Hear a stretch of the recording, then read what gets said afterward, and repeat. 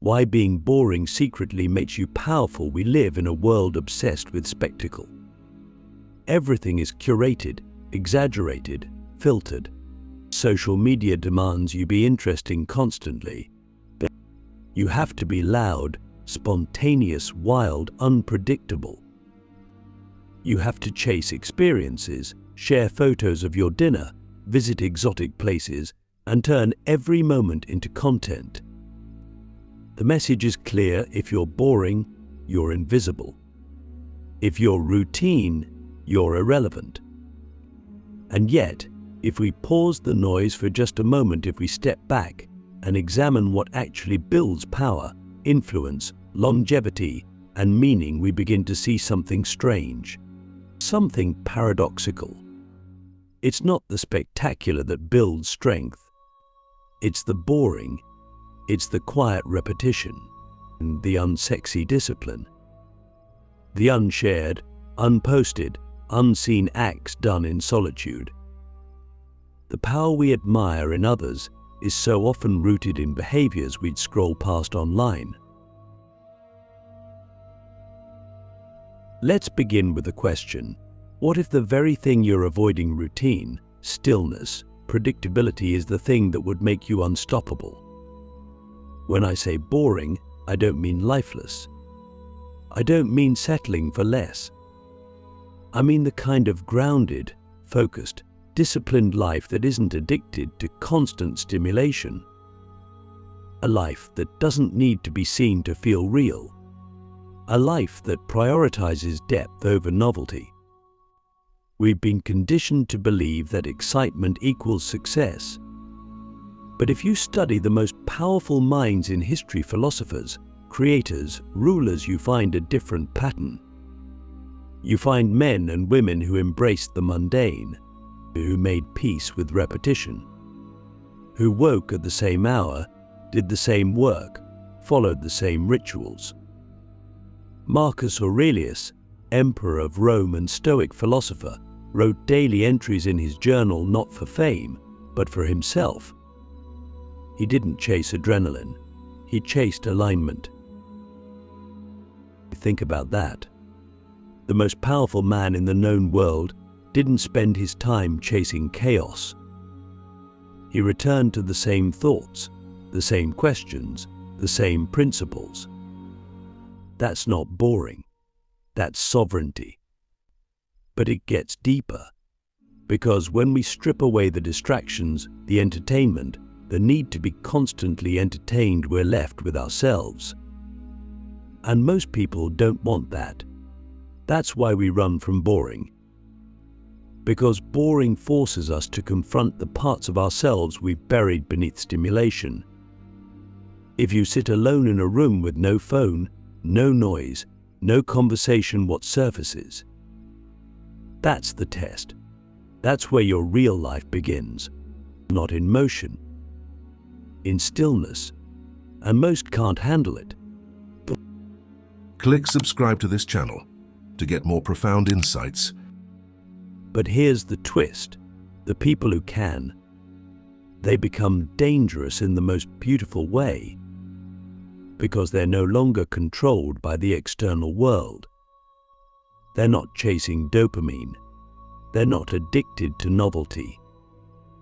They're building, slowly, steadily, like a glacier moving through a mountain.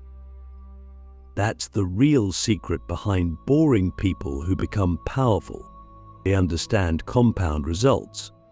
They understand the value of doing the same thing over and over, not because it's exciting, but because it works.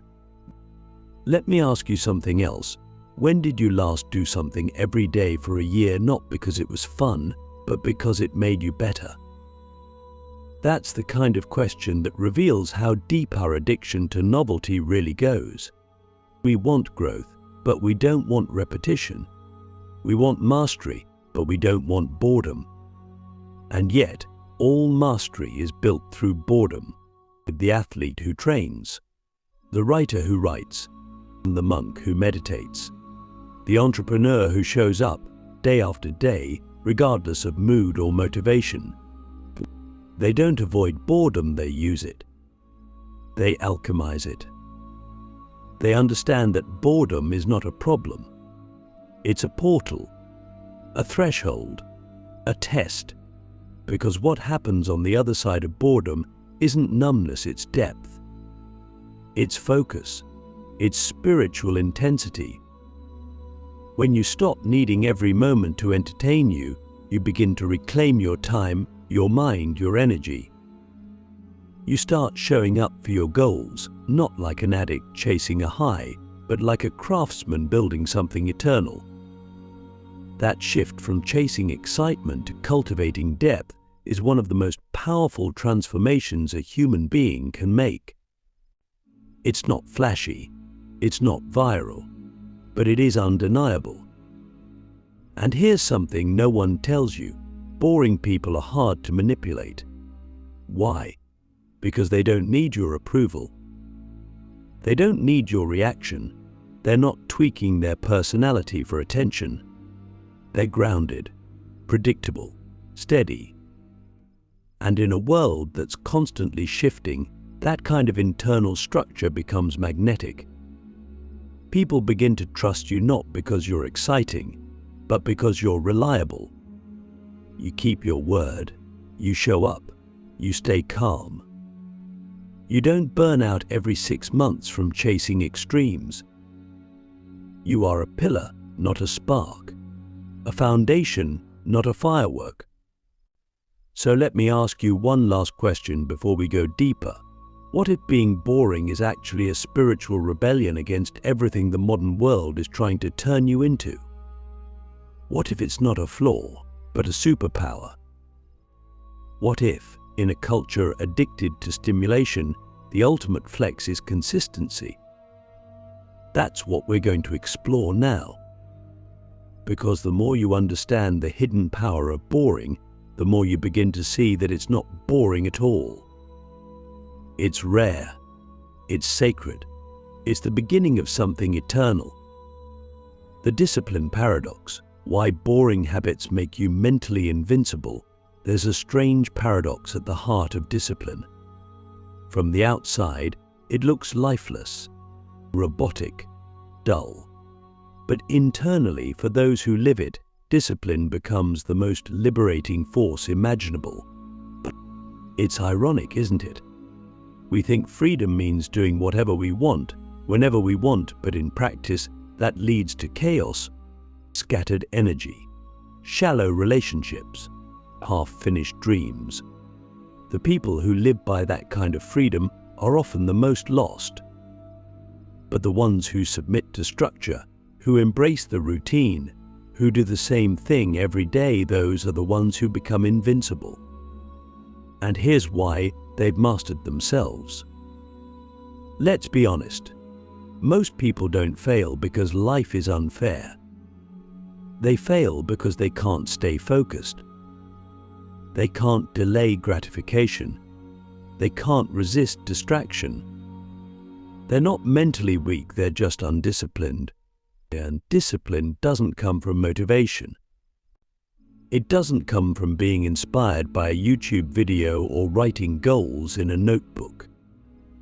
It comes from boring repetition, from doing the work when no one's watching, from showing up when it's inconvenient, when it's unsexy, when it's the last thing you feel like doing. That's where the real transformation happens, not in the highlight reel, but in the shadows. Think about this. The most powerful people in any field, philosophy, athletics, business, art, they all have one thing in common: extreme consistency. They repeat, they refine, they endure. And the world calls them talented. But talent is just the visible tip of the iceberg. What lies beneath is boring. It's early mornings. It's meditation. It's writing the same sentence 10 times until it's right. It's failure, revision, patience. It's the slow death of the ego and the birth of mastery. That's what boring habits build, not just skill, but mental resilience. Now, ask yourself, how different would your life be If you could trust yourself to do the hard thing every day, whether you felt like it or not? What would change if you kept your promises to yourself, even when no one else knew? That's the power of discipline. It's not just about getting things done. It's about becoming someone you can trust, someone you respect. That's what people don't understand. Discipline isn't a punishment. It's a gift. It's a signal to your own nervous system. I'm not chaotic. I'm not lost. I'm in control. And here's the deeper layer. When you become disciplined, you become mentally dangerous. Because now you can delay gratification longer than most people can stay interested. But you can endure discomfort. You can outlast trends, criticism, betrayal. You're not reacting, you're directing. Your mind is no longer a battlefield of conflicting impulses. It's a cathedral of focus. And in today's world, that kind of mind is a rare and potent weapon. Because here's the truth, the world is designed to break your focus. Every app, every ad, every headline is engineered to hijack your attention. You're being trained to crave stimulation, to avoid silence, to fear boredom. But discipline is the antidote. It's the shield. It's the rebellion. Every time you do something difficult and boring on purpose, working out, journaling, practicing, sitting in silence, you're rewiring your brain to resist distraction. You're building mental muscle, and over time, that muscle compounds. Suddenly, what used to be hard becomes easy. What used to be boring becomes sacred. And let's not forget this, discipline simplifies life. When you've decided what matters, and you build your days around it, you don't waste energy on nonsense. You stop overthinking. You stop negotiating with yourself. You just do. And that frees up so much bandwidth. It creates space for insight, creativity, peace. You're no longer caught in the emotional roller coaster of inconsistent action. You're steady, and that steadiness radiates outward. People feel it. They trust it. It becomes your edge. So here's the deeper philosophical question. If your soul is a fire, what kind of fuel are you giving it? Are you burning bright for a moment and then collapsing? Or are you feeding it slow, reliable energy that will carry you through decades? Because that's what discipline does. It turns your soul into a furnace that doesn't flicker in the wind.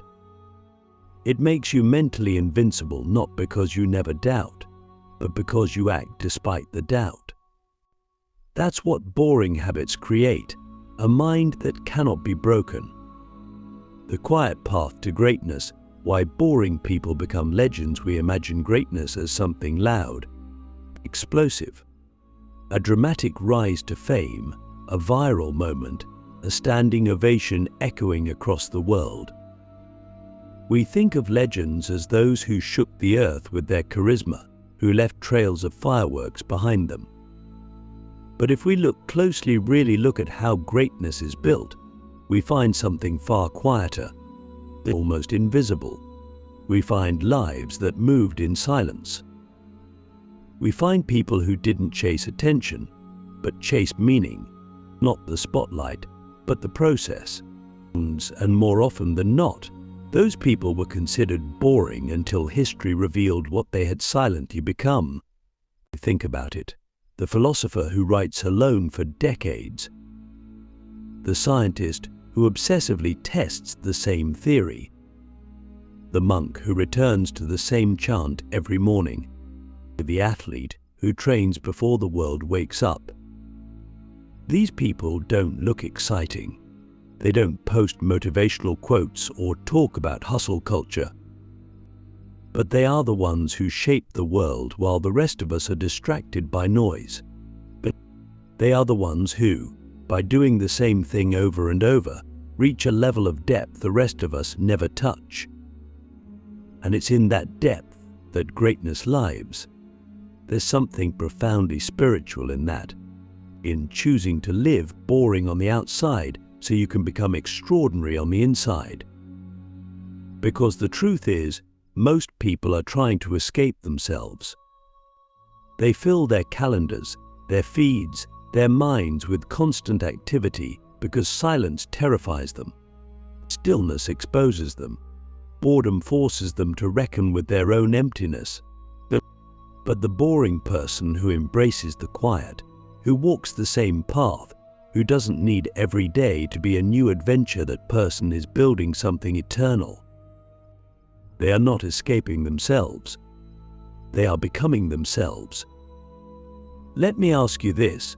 Would you be willing to live an invisible life for 10 years if it meant becoming unforgettable for the rest of time? That's the trade boring people understand. They know that greatness isn't found in public moments. It's forged in private ones. It's not found in being seen, but in seeing clearly, consistently, without distraction. They learn how to aim their energy in a single direction and keep going, long after the excitement fades. That's what makes them legends. Not the act itself, but the duration, the depth, the devotion. Most people quit when things get repetitive, but legends begin there. And what's truly fascinating is how the world eventually circles back. The same people who were once dismissed as dull, unremarkable, predictable, those are the ones we quote in books, study in classrooms, name buildings after. Why? Because when everyone else was trying to be impressive, they were trying to be useful. When others wanted to be admired, they wanted to be accurate.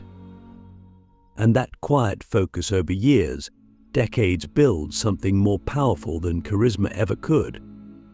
It builds truth. But we have to be honest, this path is lonely. It's not glamorous. You will not always be understood. You might go years without recognition. And that's why so few people ever take it. Because it demands self-trust. It asks you to believe in your vision when no one else does, and to trust the process when there are no visible results. To keep walking the same circle, knowing that every lap is deepening your strength, your insight, your soul. That's the real cost of greatness, the willingness to be boring now so you can be remembered forever. Let me ask you something even deeper.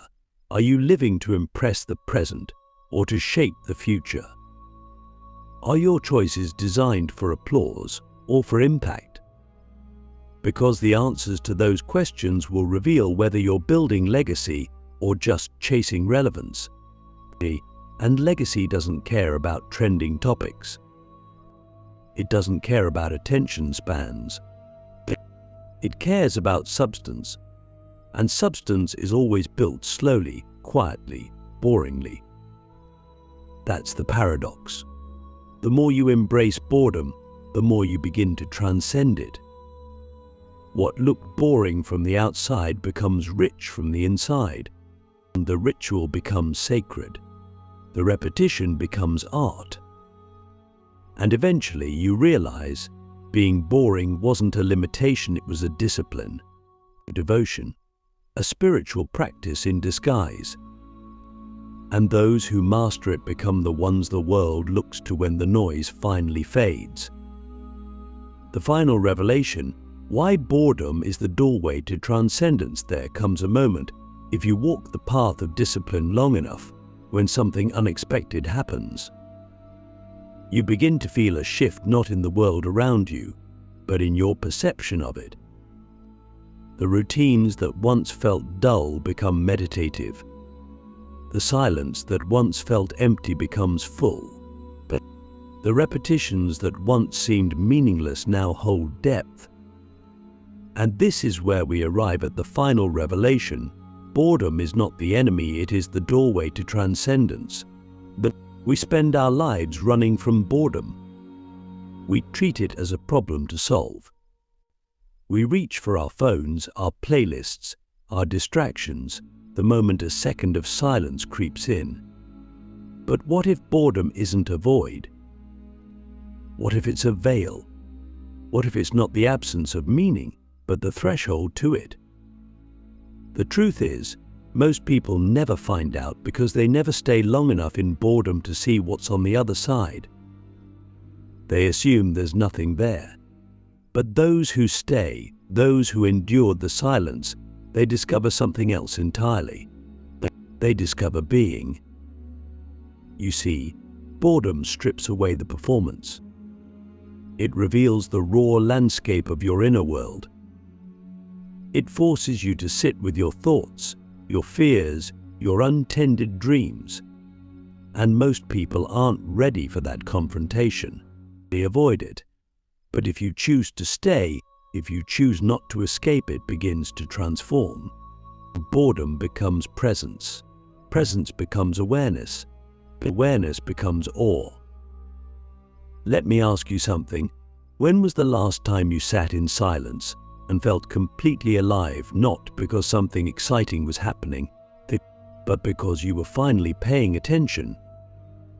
That's what boredom, at its deepest level, leads to. It leads to attention. And attention, pure and undiluted, is the foundation of transcendence. The philosopher Simone Weil once said, "Attention is the rarest and purest form of generosity." And she was right. Because in a world hijacked by entertainment and distraction, giving your full attention is an act of rebellion. It's also an act of awakening. When you give your attention to one thing fully, repeatedly, patiently, it reveals itself in ways you never imagined. A walk becomes a meditation. A breath becomes a prayer. A sentence becomes a symphony. Boredom is merely the discomfort that comes when your mind is detoxing from overstimulation. It's the withdrawal, the silence after the noise. And yes, it's uncomfortable at first. But beyond that discomfort is a kind of power most people never tap into. And the power to sit still and see. The power to act without needing reaction. And the power to create from alignment, not approval. And here's the final insight. Boredom, when embraced, becomes the gateway to timelessness. When you are no longer rushing from one moment to the next, you become present. And in presence, time disappears. You are no longer calculating, comparing, optimizing. You are being. And in that state, you touch something eternal. You begin to realize that greatness was never about doing more. It was about being more focused, more grounded, more alive. So maybe being boring isn't just powerful, it's sacred. Maybe the most radical act in a hyper-stimulated world is to slow down, to focus, to commit, to repeat. Maybe the highest form of intelligence isn't complexity, it's clarity. And maybe the people we call boring today will be the ones we remember tomorrow, not because they shouted the loudest, but because they built something that lasted. Let me leave you with one final question. What kind of life could you build if you stopped trying to escape boredom and started listening to it instead? That answer might just change everything. Because in the end, the world doesn't need more excitement. It needs more depth, more stillness, more people willing to be boring enough to become eternal.